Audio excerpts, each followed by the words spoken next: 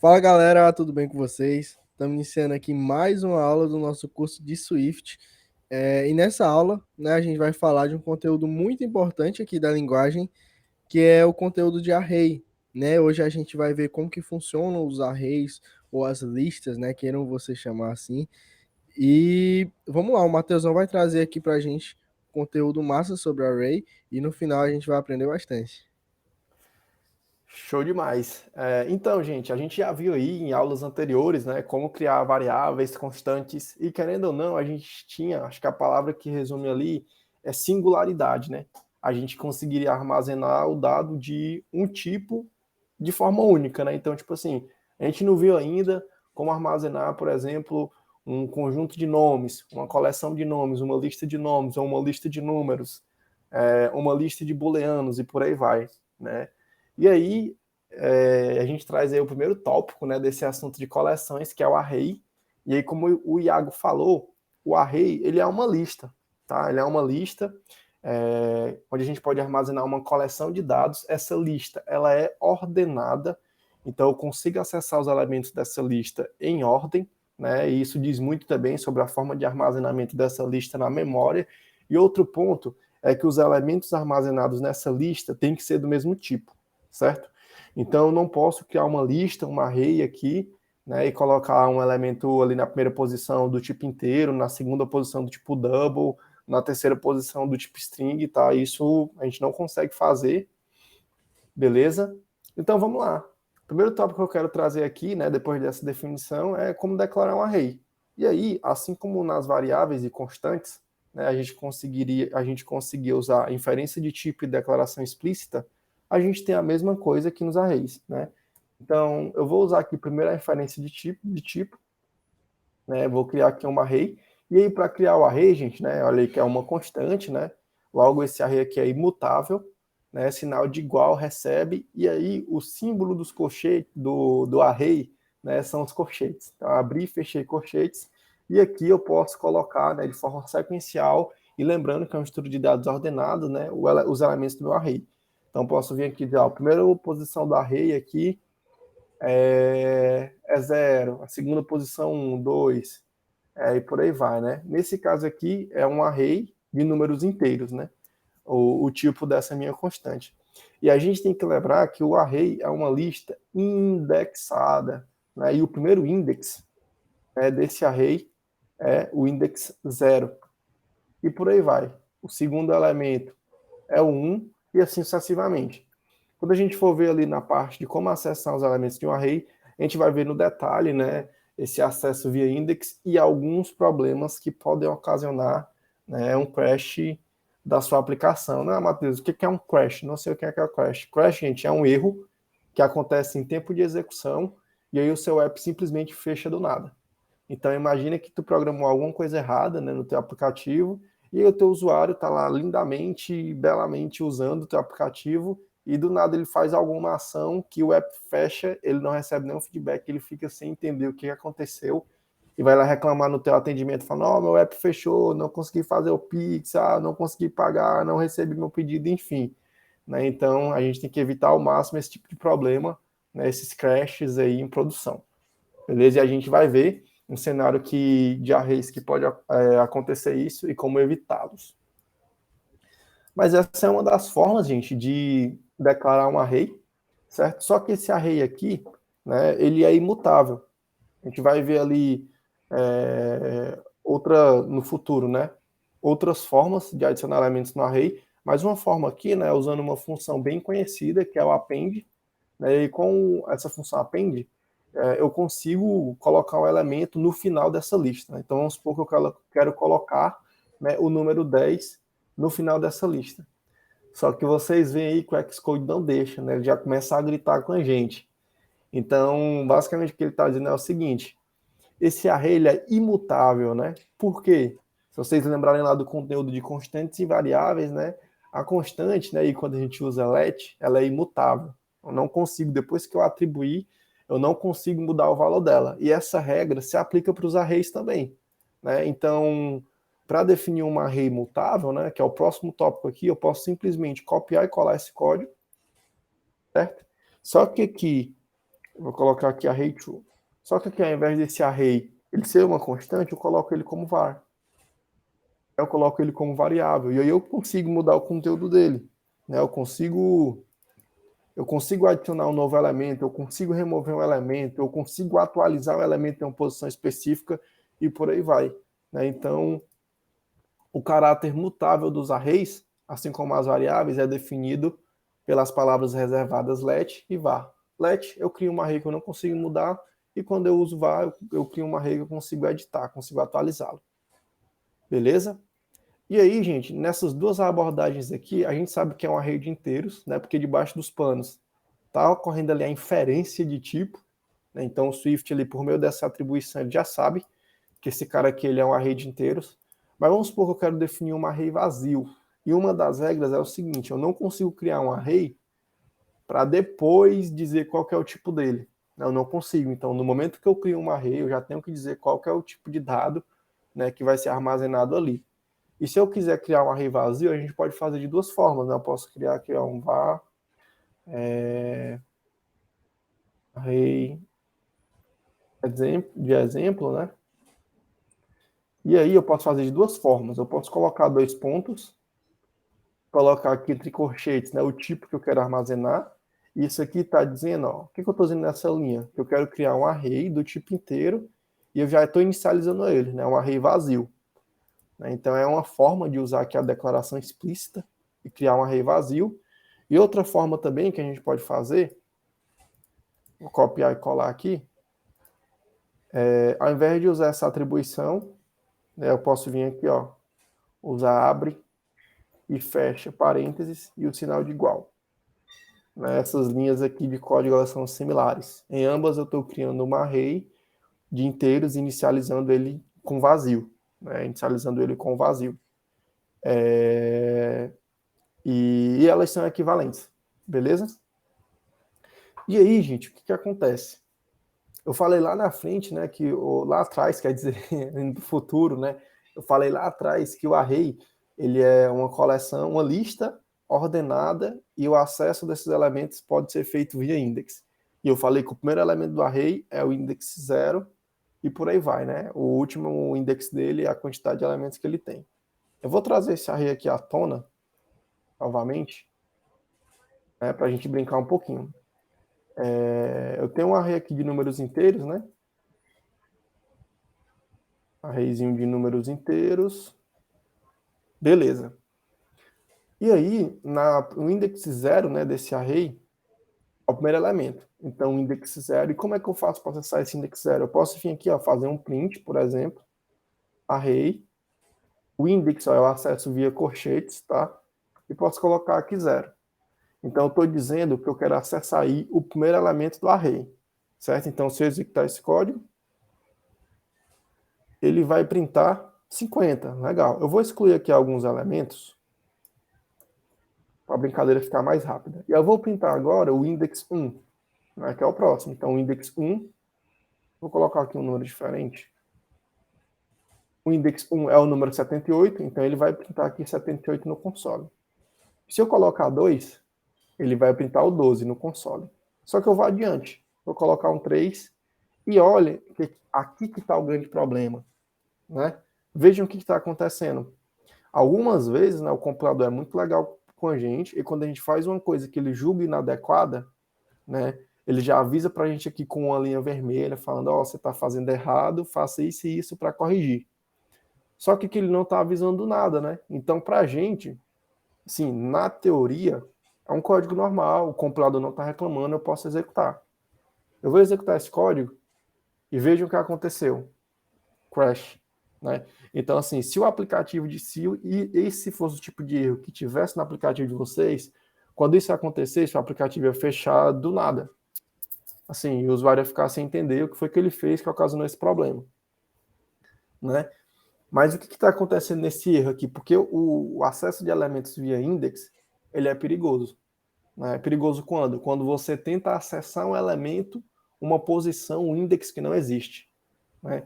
Então, se o meu array é indexado a partir de 0, os índices possíveis aqui são o quê? 0, que é o 50, o 1, que é o 78, e o 2. Não tem o index 3, não existe um elemento que está na posição 3 do array. Então, se eu tentar acessar ele, quando o compilador for tentar pegar aquele elemento ali, né, na hora que o código for executado, ele não existe e a gente vai tomar um erro. Né? Uma forma de fazer isso de forma segura, né, você pode usar uma estrutura de controle, né, como dever de casa, que aí você verifica, né, quantos elementos tem no array e se o index que você está tentando acessar, né, ele for maior que esse elemento, você não deixa, porque você sabe que vai acontecer um problema. Né? Então, muito cuidado, né, com esse acesso aí via index, que eles podem gerar esse tipo de problema, certo? Vou botar aqui um 2. Lembrando, gente, indexação começa a partir do zero, tá? Eu não tenho um index -1, por exemplo, -2. É de 0 em diante. E o último index é o tamanho do seu array -1, né? Já que o array é indexado a partir de 0. Se esse acesso via index aqui ele é perigoso, né? E a gente sabe que dá para usar a estrutura de controle para não tomar esse tipo de problema, a gente tem duas variáveis muito legais nos arrays, que é uma forma de acessar o primeiro e o último elemento de forma segura. Né? Por que de forma segura? Aqui entra um outro conteúdo que a gente ainda não viu, né, que são os opcionais, mas aqui de forma bem breve, para vocês entenderem o mínimo desse vídeo, um opcional, eu posso ter um valor válido e eu posso ter nenhum valor ali dentro. Né? Então, o que esse first e esse last, né, essas duas propriedades, elas são opcionais. Então, pode ter alguma coisa e pode não ter nada. Né? Isso é legal porque nos dá segurança. Né? Se eventualmente o array estiver vazio, eu não vou tomar um erro, vou ter um nil ali. Né? Então, eu posso fazer aqui, por exemplo, ó, print array.first. E eu vou printar também o array.last. Vou comentar esse código aqui para não poluir ali o nosso console, certo? E aí eu vou executar aqui esse código. Ó, observem que aqui tem um optional, dentro desse optional tem um conteúdo, né? Mas por enquanto não vamos entrar no detalhe desse optional, tá? Mas o que eu quero para mostrar para vocês é a segurança dessas propriedades. Então, beleza. Eu printei um array.first, qual é o primeiro elemento do meu array? 50. Ele me trouxe um 50 aqui. Array.last, e ele me trouxe aqui o 12. Agora eu vou fazer o seguinte. Eu vou fazer um backup aqui desse array e vou dizer que eu quero declarar um array, só que esse array ele vai ser do tipo inteiro, só que ele vai ser vazio.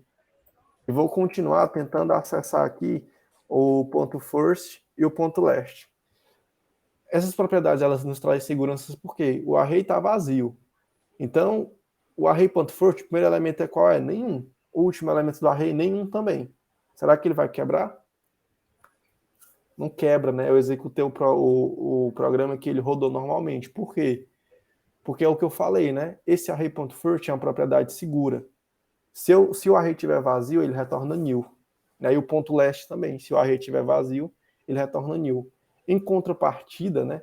Se eu tentasse acessar aqui o primeiro elemento do array, por exemplo, usando essa sintaxe, a gente vai tomar o erro, né? Ele vai crashar, ele vai quebrar ali em tempo de execução. Porque eu tô forçando o acesso ao primeiro elemento do array, só que ele não existe. Então, se eu executar esse código, ele quebrou, né, aqui na linha 61. Né? Então, sempre que vocês quiserem acessar o primeiro e último elemento do array, uma forma segura de fazer isso é usando first e o last. E lembrando, gente, assim como tudo que a gente está trazendo, tá? Existem várias outras funções, várias outras possibilidades dentro do conteúdo de arrays. O que a gente vai estar trazendo aqui é o básico. Mas a gente tem certeza, né, que com os exercícios dá para vocês explorarem diversas funcionalidades do array e também a própria documentação, tá? Para vocês descobrirem ali funções, que tipo de parâmetro recebe, que tipo de operação ela performa, esse tipo de coisa, tá? Então não fiquem somente aqui no conteúdo que a gente está passando, né? Vão para a mais, vão para além, vão buscar mais. Outra coisa que eu quero trazer bem legal aqui, eu vou comentar para não poluir. Vou reaproveitar esse array. Outra coisa que eu quero trazer aqui para vocês, né, é como contar os elementos de um array, né?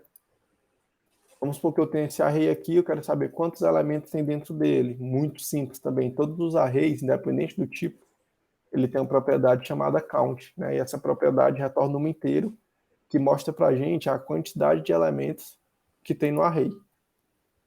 Então, declarei aqui um array com 3 elementos, estou dando um print, eu espero que o print no console seja 3. Executei aqui, dito e feito, né? A gente acabou vendo ali, né, lá em cima, mas eu vou trazer aqui novamente, que é como adicionar os elementos em um array.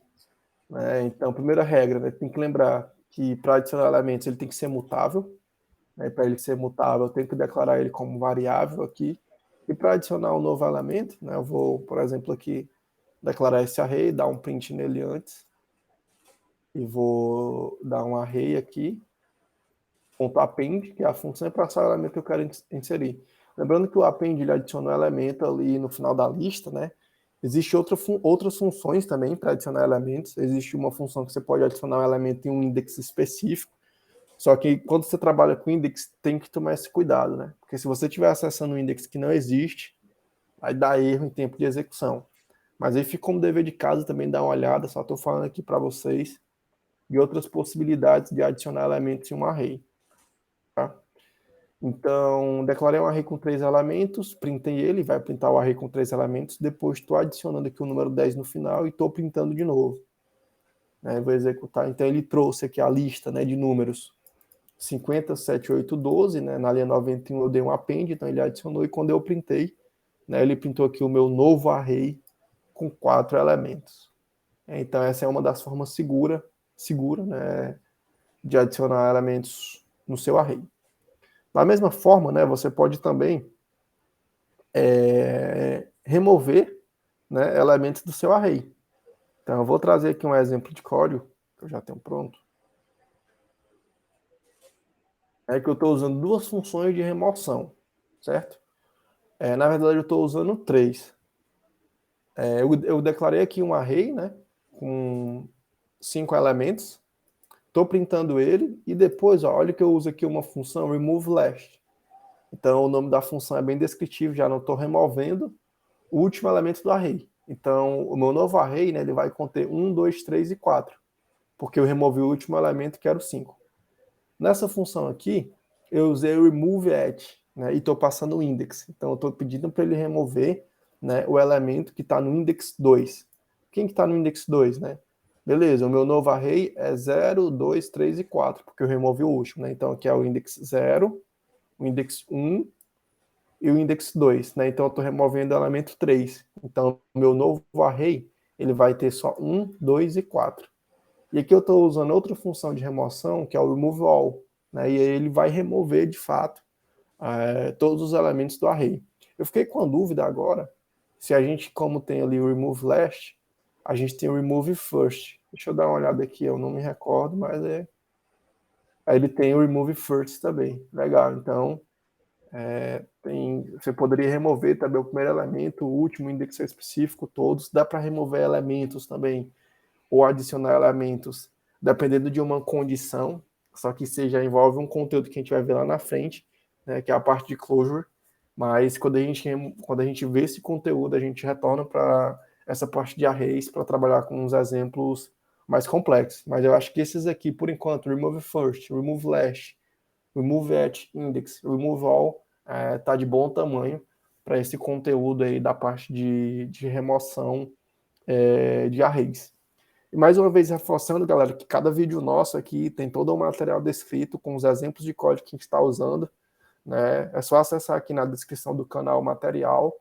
E não só o material, mas principalmente os exercícios também. Né? Esse vai ser o grande diferencial. É isso que vai fazer vocês aprenderem de fato a programar, aprender de fato essa parte básica do Swift, que é muito importante, porque quando a gente for começar a usar os frameworks, as bibliotecas, as classes prontas, é interessante, extremamente importante que não haja mais nenhuma dúvida na linguagem, né? Que haja só dúvidas ali do funcionamento do framework mesmo, porque se tiver dúvida do framework e dúvida da linguagem, vai ficar ainda mais complexo o aprendizado, né? Então a hora é agora de devorar toda essa parte básica da linguagem Swift para quando a gente chegar nas partes ali mais avançadas, intermediárias, a gente consiga desenrolar e aprender de boa. Beleza? Galera, esse era o conteúdo, né, que eu queria trazer aqui de arrays para vocês hoje. Se tiverem alguma dúvida, deixem no chat. Iagão, cara, se eu tiver esquecido de alguma coisa, já manda a braba aqui, que a gente troca ideia. Se não, já pode encerrar o vídeo e vamos que vamos. É isso aí, galera, que o Matheus falou. Tá aí na descrição, né? A partir desses vídeos a gente vai estar lançando também as listas de exercício. E como o Matheus falou, pô, extremamente importante dominar totalmente a linguagem antes de ir para o framework, que dessa maneira as dúvidas ficam relacionadas apenas ao framework. Então facilita muito o aprendizado lá na frente. E é isso, galera. Eu acho que o vídeo foi top. Mandou demais, Matheus. E tamo junto. Até a próxima. Valeu, galera. Tamo junto. É nóis.